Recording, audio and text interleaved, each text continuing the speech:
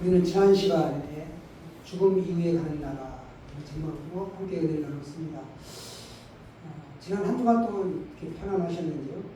지난 주간에 특별히 큰 사건은 베네수엘라의 강진이 쌍둥이로 7.2가 온 다음 38초 뒤에 다시 규모 7.6이 왔단 말이죠. 그 차이는 숫자는 0.4지만 400배의 크기 정도가 여진으로 온 겁니다. 동시에 거의 다 왔었어요. 실종자가 7만 명이고 현재 사망이 확인된 사람은 1,430명, 재산 규모는 10조 예측이 되고 있는데 거기 나라가 이제 초토화됐죠. 그런 상태에서 미국이 대통령을 잡아갖고 그런 와중에서 신임 임시 대통령이 있는데 장비가 없어요. 듣게 해야 될지 손으로 파내고 있습니다. 골든타임이 72시간인데 숫자는 계속 늘어나고 있죠. 가장 안타까운 부분이고 우리나라에서도 지금 성금을 거는 것 같아요. 안타깝죠. 많은 성금이 좋아할까요? 또 하나는 이제 우리나라 축구가 벼랑 끝에 몰렸습니다. 예전에는 진출하면 32강으로 본선으로 바로 갔었는데 이번에는 본선 진출팀이 규정이 바뀌어가지고 48개국이 진출해가지고 토너먼트를 거쳐서 32강이 확정이 되는데 이제 저희가 하위에서 3위 팀에서 8개 팀이 올라갔는데 지금 현재 8위예요. 현재 8위. 그래서 심폐소생술에 들어가 있습니다. 다른 나라가 못해야만이 겨우겨우 턱걸이에서 가는 그런 입장이죠. 참 기도가 절실합니다. 지진 피해 입은 분들, 또 축구 승전보를 또 전해주기를 원합니다. 또 교회 부흥과 여러분의 또 아픈 욕심도 여러 가지가 있죠. 지난주에 말씀드렸지만 우리가 산업재해 말고 건설 현장에서만 3년 통계를 보면 매일 1명 이상이 죽어나간단 말이죠. 1명 사망 사고가 그렇게 끊이지 않는다. 우리가 신앙생활도 습관적으로 이렇게 아무 생각 없이 타성에 젖어서 살면 마귀가 호시탐탐 노린다라는 겁니다. 우리 모두는 죄인이었습니다. 성경은 모든 사람이 죄를 범하였으니 하나님의 영광에 이르지 못하리라고 말씀합니다. 죄인을 대신하여 예수 그리스도께서 십자가에 달리셨고 우리들은 새로운 사람으로 구원을 받았습니다. 사람의 육체로는 아무것도 모르죠. 예수님을 믿음으로 말미암아 우리가 하나님의 자녀가 되었고 예수 그리스도 안에서 인 크라이스트 안에서 우리가 새로운 사람이 되었다라는 사실입니다. 죄인이면 죽을 수밖에 없습니다. 그 죄로 인해서 죽을 수밖에 없는데 예수 그리스도 안에서는 우리가 새로운 사람으로 다시 태어나게 되었다라는 걸 오늘 말씀하고 있습니다. 여러분 옛 것과 새 것은 확연히 차이가 있죠. 우리는 달라야 합니다. 세상과 다른 기준으로 새로운 방식으로 우리가 살아가야 합니다. 십자가의 의미를 알면 우리의 인생의 가치가 그래서 달라집니다. 죄로 인해 심판받고 멸망받아야 할 저주받은 우리 인생을 가치 있는 즉 천국을 소유한 하나님 자녀의 가치로 회복시켜 준 것이 바로 십자가 사건이라는 겁니다. 그래서 우리가 다시 한번 말씀드리지만 십자가의 의미 세 가지를 살펴보면서 새로운 사람이라는 제목으로 함께 은혜 나누기를 원합니다.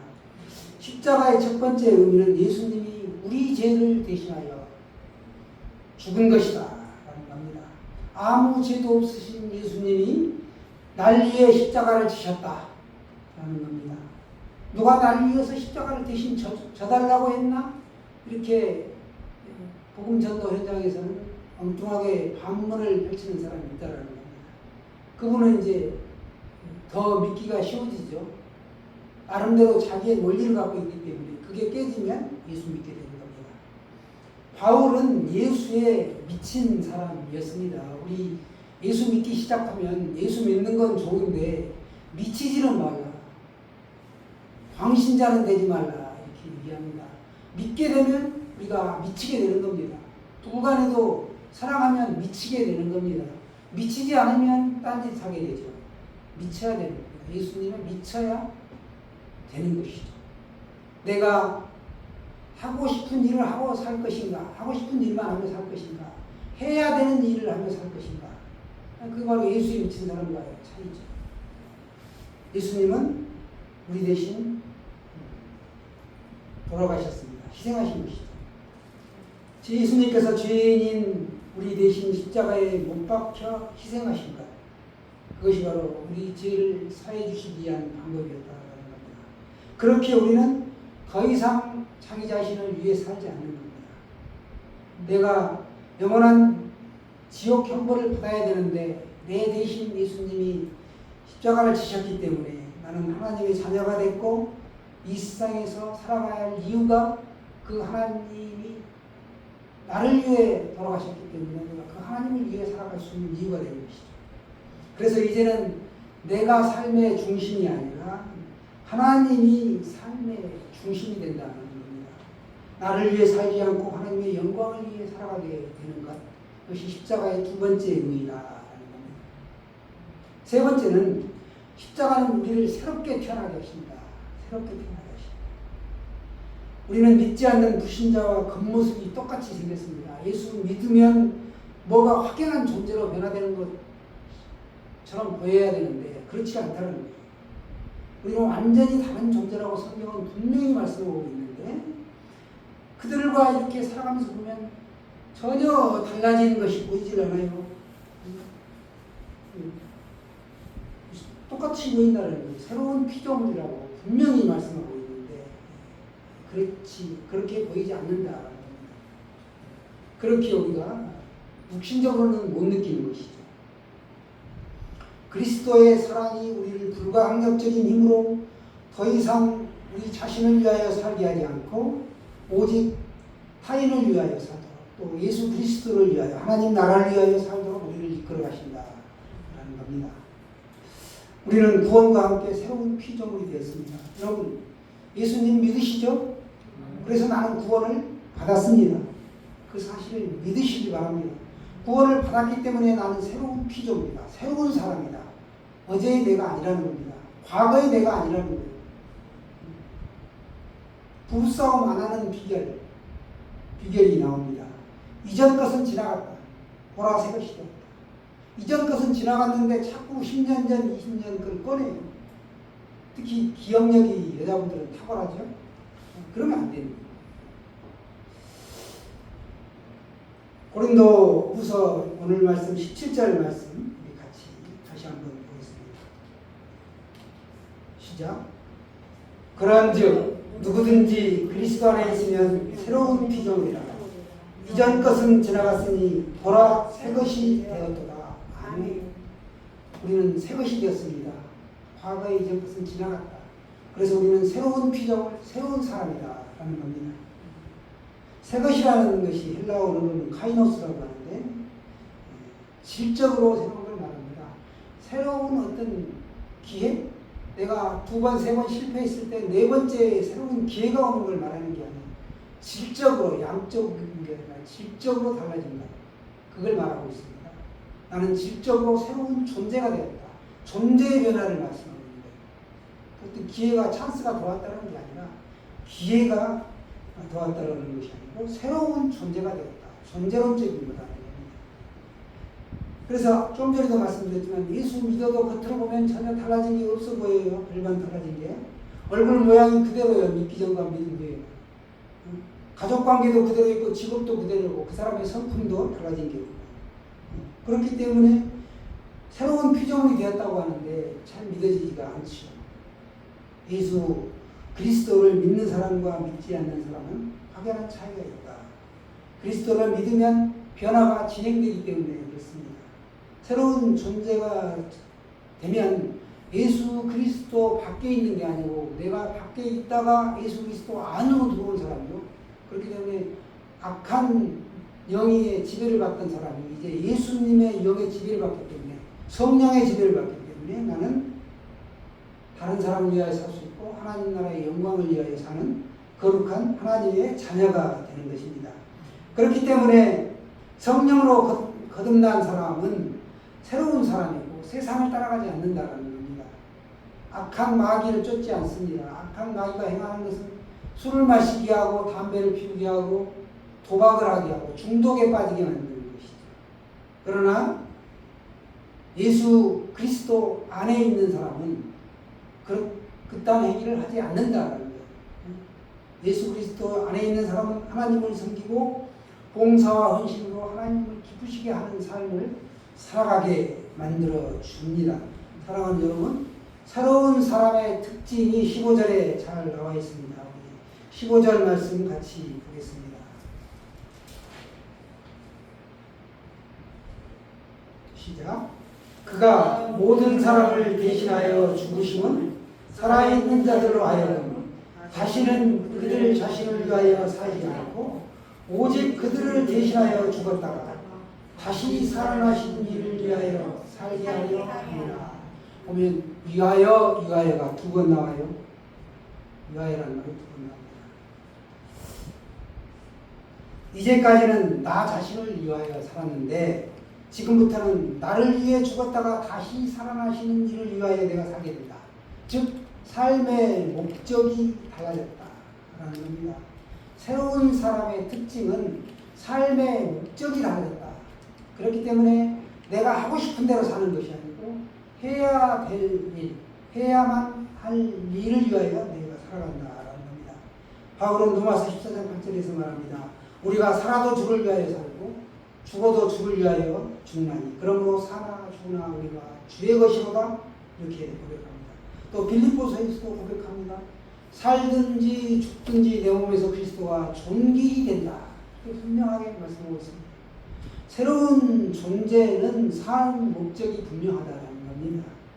주님의 영광을 위해서 살아가게 된다라는 겁니다. 내가 억지로 그렇게 막 살아가려고 애쓰는 게 아니에요. 성령이 나를 강권하여 이끌어 가시는 겁니다.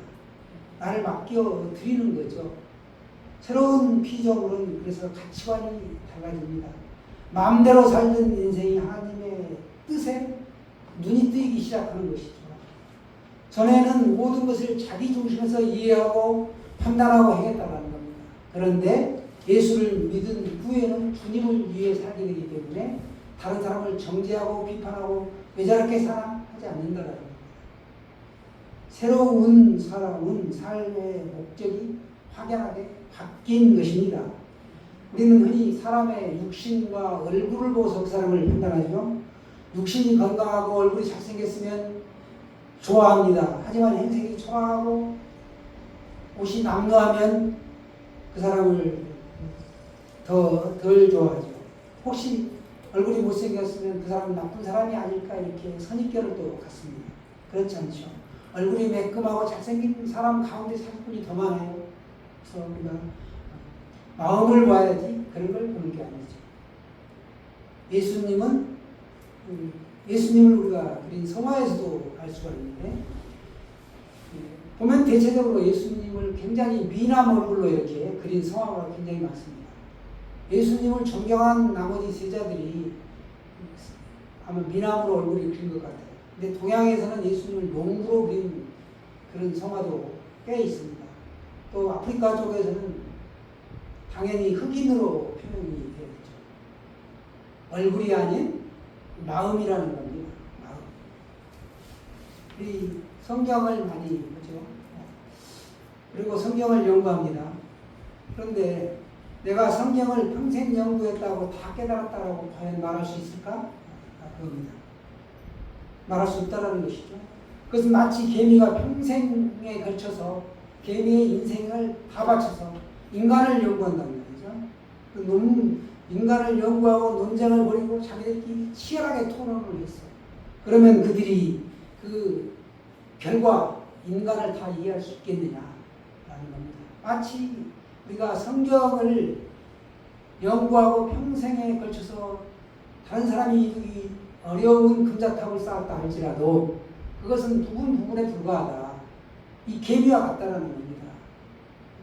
그렇기 때문에 우리는 감히 성경에 대해서 다 안다고 말할 수 없다는 거죠. 그런데 이단은 성경에 대해서 다 아는 것 마냥 자기들만이 진리이고 자기들은 깨달았다 이렇게 말한다는 겁니다.